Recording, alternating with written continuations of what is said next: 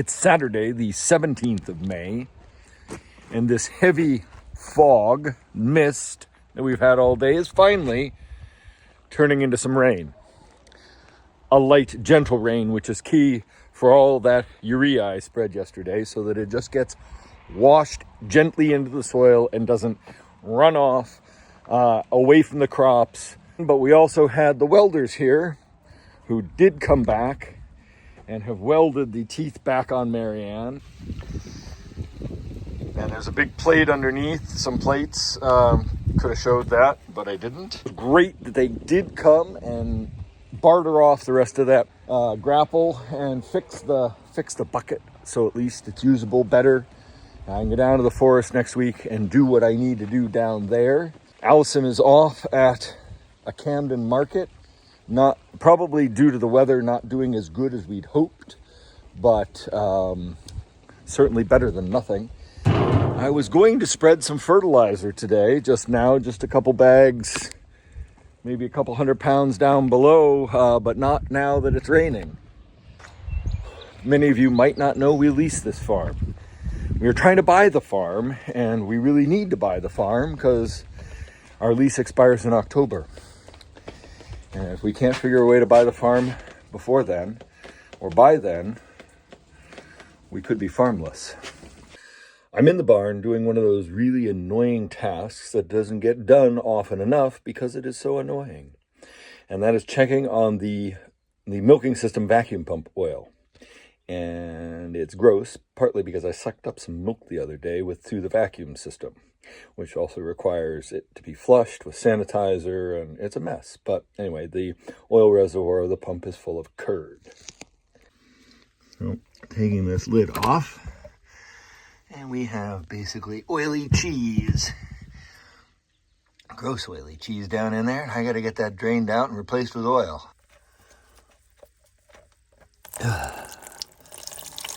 Yeah, that should be oily, not watery, or milky as it were. So that's got to change. This screen will have to be washed out.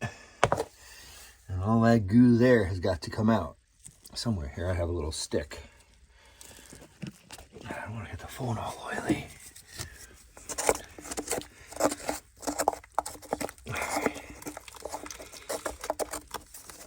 Yeah, it plugs that drain.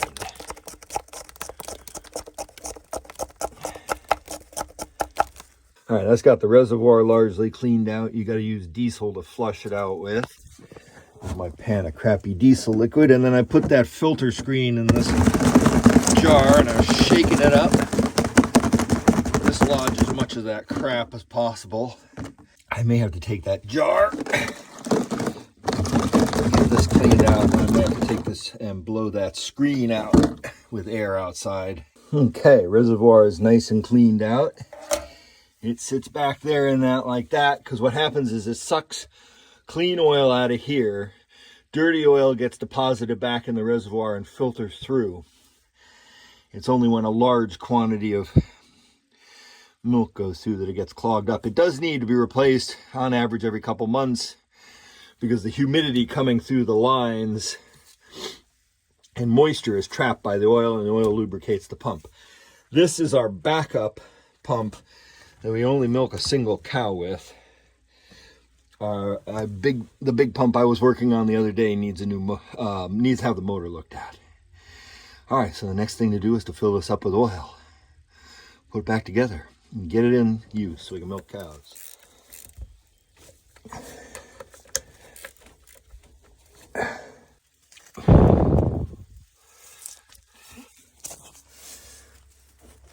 All right, this tube isn't fit right, but it works. It just held in there, and as the pump runs and the vacuum is closed, it pulls oil up in there that lubricates that and creates a better vacuum seal. So clean oil is important in that. The new vacuum pump, the one that will help us, hopefully allow us to milk multiple cows at once, it has an automatic oiler that's separate and doesn't get dirt. The oil doesn't get contaminated. and any liquid or discharge goes into the vacuum tank. This system here, this little one, doesn't have a buffer vacuum tank, so it doesn't get full of moisture. It just goes into that oil reservoir because it's old technology, I guess. I don't know why they did it that way, but the new system will have a separate air filter and automatic oiler and a drain on the tank that's automatic. So that's just need to get that going. We see that the killdeer's chicks have hatched, and they're out here. I can't see the chicks right now, but the parents are here. They were there a minute ago. If I can, I'll find a shot of them. We got about a ½ inch of rain last night. I was nervous. It was raining hard there for a while. I was worried we were going to go over an inch at the rate it was falling. So I'm happy that it stopped, and we're supposed to only get a few light drizzles for the rest of the day. So that means the fertilizer I put out is washed in nicely. Should be nice. Cows have noticed that the neighbor's goats are out, and it's causing them no end of distraction. They should be heading into the parlor to get milked while I move fence lines. Come on, Luna, let's head. Come on, let's go. Come on, head into the parlor. Lottie's the last straggler out here. We're trying to make sure that the heifers stay up so they're not bullied until things get a little more calm. They've been out here for a week now. We're settling into a nice routine. Come on, Lots, let's head in. Let's go. Luna, let's go. So we leased this farm. We've been leasing it for just about 9 years, come October. And we had options to buy the farm at 3, but that was never going to happen, 5, 7, and 9 years. We've tried years 5 and 7 to get the paperwork for a mortgage and stuff, but something's always prevented it. And we only have the window of coming up into the October to buy it. And then once that happens, if we haven't gotten the mortgage by then we have to wait till the next purchase. And so that's happened twice now. So come October, we have to buy the farm or else. And we're trying real hard. But it means that a lot of plans that we wanted to do this summer are up in the air until we're sure we can secure the farm, because it's not going to be worth investing in anything if we're being thrown off of here. So they can sell the property to anybody else. And at that point, we don't know what we're going to do. So we're kind of walking a thin line of improve or not improve. And there's some things I have to do this summer that will be a waste of my time and money if we don't actually end up with this farm, and I will be crushed by it. In this grazing orientation, where we're coming from the river headed towards the road, the back fence is separating them from the area we don't want them to graze. And it means a lot of extra walking back and forth too, because it's one reel that makes a corner and goes all the way up there. So whenever I want to extend it, and we move it at least once a day, sometimes twice a day, so they can't re-graze, every time I gotta extend, I gotta walk back here. When we graze them from the road to the river, it's this same fence that creates the lane for them to walk, becomes the front fence. So then it's a matter of shortening the reel every time we reset it. That's a different problem. But for now, trap the heifers in the new grass section that they're going to graze this morning.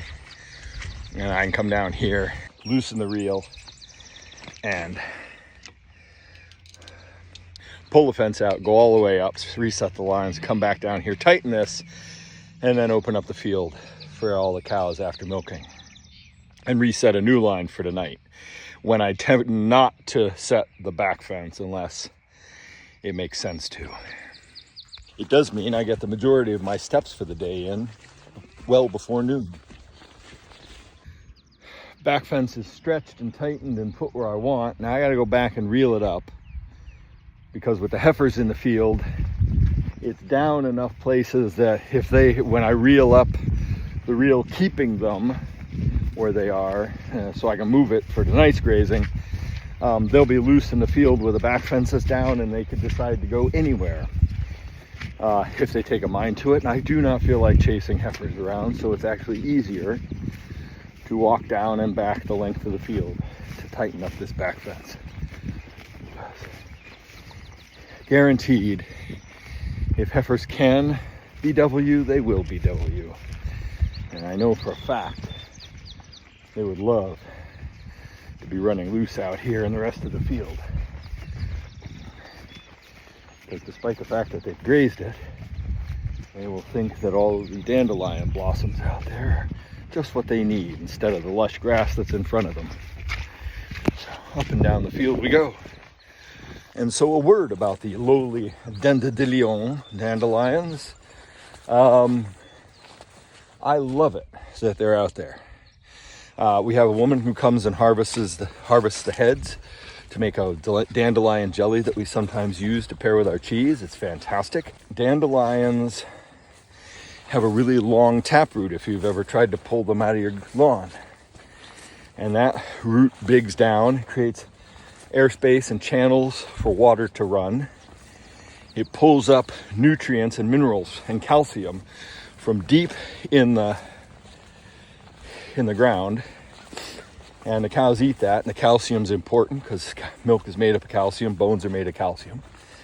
And also dandelion's a great diuretic, so as the cows freshen and calve and are in peak lactation, they get edema from their udder constantly swelling with the milk, especially when they first calve. So being out here on grass with dandelions really helps them. And it's just another forage that I don't have to pay to grow. Yeah, it does take over, but they pretty much keep it in check. So we've got plenty of grass and the dandelions out there, and all the other, it's too early yet. We haven't seen, the clover is not in flower, obviously. The chicory isn't in flower yet. What's left here, they do tend to overgraze certain things, but if you let them. But yeah, other people see this as a field of weeds. I see it as a diverse diet for the cows. It makes up the components of the cheese, the milk and the cheese, and I want that. Now in the silage fields, maybe not so much. There I want a maximum of grass. But again, I'm not a fan of pesticides or herbicides, so I'm not going to spray anything on these things.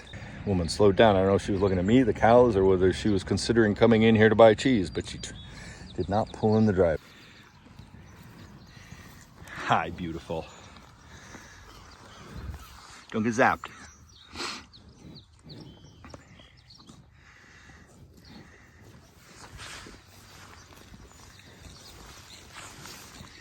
What you doing there, Flora?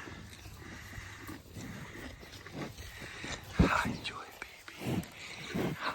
So many flies, pets. We'll fix that next week, today, tomorrow, whenever I go to this feed store next.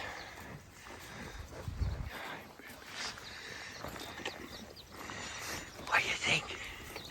Teasel. Hello, Astrid doll. Heifers on grass, man. They're really fast. You can barely see them. Oh, there's one. Killdeer chick there. And the rest of them, there's its mama. The other ones ran away. Uh-oh, it's stuck.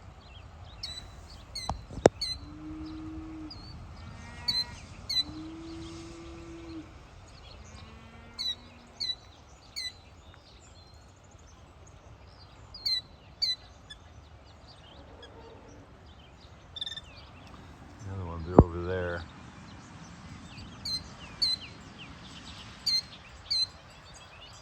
Just see them.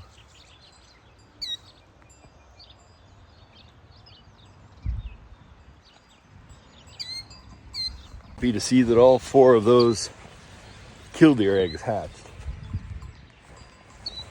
Mabel, head on down to the barn. Come on, get a move on. Let's go. Come on, Lottie. Come on, Bramble. Come on, Luna. Trixie, get up. Let's go.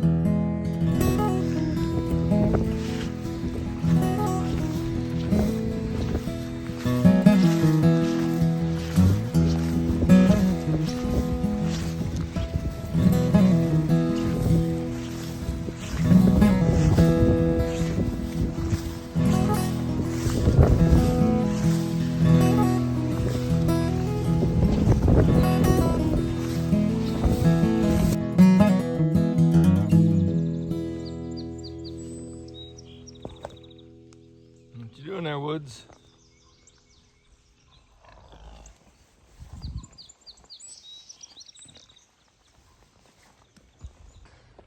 Might not be so keen about that woodchuck being under the road. That puts paid to my idea of growing anything along this stone wall to take advantage of its heat, like peppers and squash and stuff. I don't want to trap the little bugger.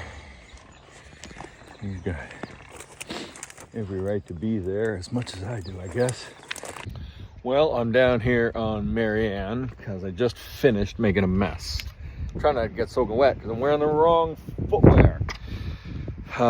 It's a swamp down here. And we're getting more rain. We're getting a nor'easter over the weekend. I decided to bring Marianne down because I've got all these logs and a deadfall there, and I was just piling up that pile of brush. So I need to get the cows in that field tomorrow to graze. Oops, a lot of water. And I had sort of mapped it out that they were going to come through here, but I'm seeing that it's way too wet. I mean, it's fine. I intended, or I had planned to make a mess with the excavator, but because these areas, I'm trying to drive in areas that are either wet or not producing good quality grass. They'll eat this. They're not gonna love it, but they'll eat it. And I gotta get down here and graze this because some of the stuff's starting to go to head. And so I came in the gate there, just pushed up this brush pile. It had kind of, well, I combined several smaller piles and added to one that was been here for a few years. I tried to burn it. It just wouldn't burn a few years ago, and maybe this fall I'll get after it. But I wanted to get this area here cleaned up. But the ideal tool to do this is a skid steer and the rock bucket, just to scrape up and pick up these rocks and make a pile to haul away. But again, they're not, just looking at some of these trees, this one's gonna be firewood soon, with that called a cat face when they're, I think that's a scar, but it's called a cat face sometimes, from being scraped by a skidder or something. Anyway, cleaned up a pile here. I gotta get that root ball and limb there, and there's some other stuff there. I'll combine a pile down that way. Just trying to condense it and make it easier for the cows to walk around here, way easier for me to work in here. Clean up things as soon as it's dry down here, then I can get the skid steer and the land plane and smooth out some of these ruts, pick up these stones, get them out of here. I'm just trying to use the excavator to pile stuff. A lot of grass in this section of this field, but it's pretty sparse as you get further on. The bridge field just isn't regrowing. I did put manure on it, and there is clover coming up. I was hoping that by the time I rotated it through this section and started down and came around, that it would regrow. And there's a possibility in the next 5 to 8 days that can happen. But I'm just not sure what I needed to have gotten down here and cleaned up earlier, stacked this stuff. I was hoping to get this, it's reseeded a little bit, but it's not growing because it's just bare soil and it's too wet. And the stuff that's established is kicking back and coming back strong, but Cows are out of the big field. They're down in the forest, headed where I was working with the excavator yesterday. Down in the pond paddock, they'll rotate through the forest, out into some new area before they come back here. The good news is, I may have to put them back here, sorry about the wind, before they finish the forest rotation. I don't want this to go by. And this section that I fertilized last is actually doing really well. So it's coming along strong. They've been in here, today's what? I'll have to look back and see how long they've been in the field. I'm gonna go out fertilizing, spreading in the section that they just come off of. It is a little bit windy, but with urea, that's not an issue because the granules are heavy enough to carry out when they're flung by the spreader. So the wind shouldn't, this level, sort of 14, 50 miles an hour, shouldn't affect that. So I got to reel in the portable fences in this field to get them out of my way, and I'll load the spreader and go. So I put the cows in this field on this end on May 10th. They just finished at the far end. Today is May 22nd. So 12 days for 15 cows in a little over 5 acres. Yeah, I would have expected 20 days. I was getting 20 days out of 10 cows, so 12 days, I guess we'll take it. We're really gonna have to watch the grass growth this year. Hopefully we don't have a drought or we'll be feeding bales, because right now we're overstocked. But we're gonna open up some new pasture, and that will alleviate and add a few days to the rotation, so that's good. Just coming back because the cows all followed me up. When I came up the hill with a skid steer, I was feeding the pigs some whey and grain slop and cheese curd stuff with the skid steer, and yeah, everybody decided to follow me up. And because the heifers are new to going down below, I got to keep an eye on them because they keep trying to go out in the big field where I just pulled down all the fences, and that would be not a disaster, but annoying. And I want to go spread, so not ideal. Let's hope they all behave themselves. I don't know if anybody can expect jerseys to do that. They're all probably coming up for water because I haven't moved the trough, because they're only going to be in that section for a day or so, and we're about to get pounded with rain, so they can come up to the barn in the meanwhile and get water out of there. It's not that far. It's less distance from anywhere they're going to graze in the next 3 days from the end of the field to where the trough is now, the one that's not in the barn. All right, let's get this fert spread. All right, I got the fert spreader on. I've got 300 pounds in the hopper of urea, and I've got some sugar mixed in like I was doing before for the last fields. So let's go spread.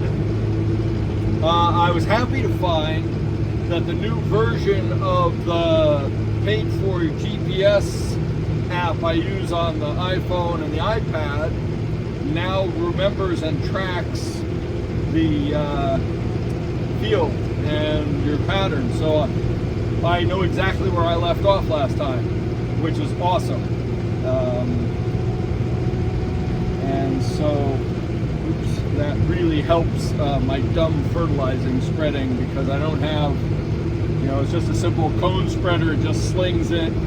I may have to, given how many waterways and other stuff I've got to protect, I may have to change. I've got this master chart. All that blue is places I can't spread on one of my fields, and I've got a bunch of them here laminated that came with my nutrient management plan. So that's really handy, but it also puts a burden on me. The nutrient management plan protects me, like from the idiot who claimed I was flushing manure into the river and had my pigs down at the shoreline, which has never ever happened, and they were trying to lodge a complaint against me, and we had records, and the people who they complained to knew our practices, and so that was easily refuted, and they were lying. So, you know, stuff like that happens. So the nutrient management plan stands to protect us, but also it puts a burden on us to do things right. So I want to. So anyway, let's get spreading. We're going about 5 miles to the hour, and I want to be spreading at the right distance from the headland, as it were.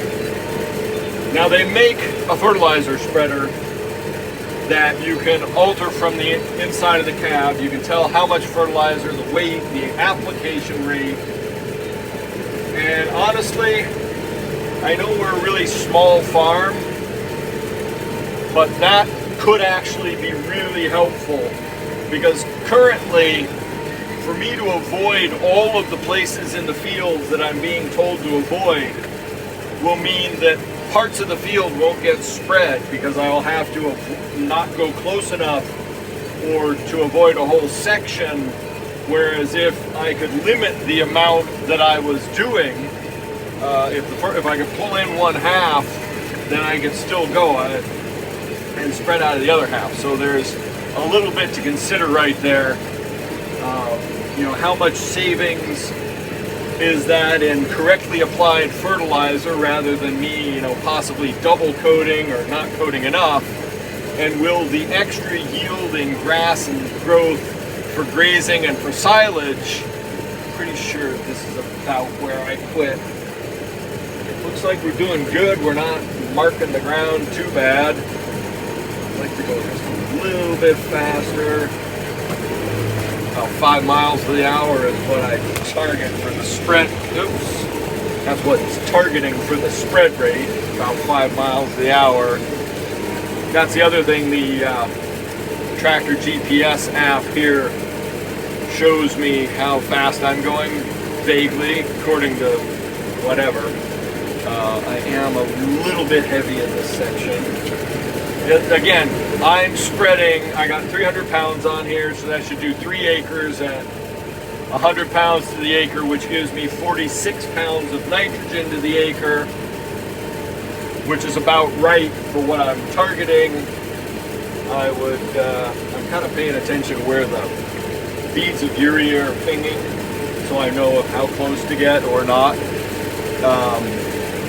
So yeah, I want to get about 46 pounds to the acre down. That's a third of the budget total that's needed for the year for growing grass. I want to go, and it's okay to go a little heavy, only because, and here's one of those areas where that section control would be super nice.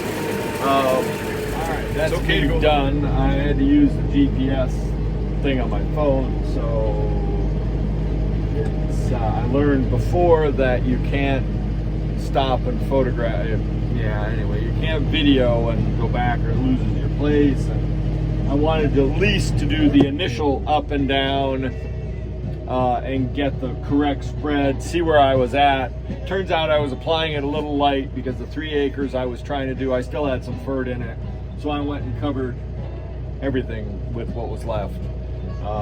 Made a few tracks in the field, probably compacted the ground more than I wanted, but at least it's fertilized. It's got the 46 pounds to the acre that I wanted. Now we're supposed to get a ton of rain this weekend, and so it just, I'm sure that, you know, the reason I jumped on doing this today was because I'm sure that by the end of this weather, that field, I couldn't have gotten the tractor in without really marking it up. I mean, I left marks, but I don't think they're horrendous. But I would have churned some soil when it's supposed to get work. So I hope that that urea is going to wash in and not wash out. But I am hopeful to see that there wasn't a lot of standing water and a lot of wet, squodgy zones, so that the ground should be able to absorb this. I'm down here measuring grass.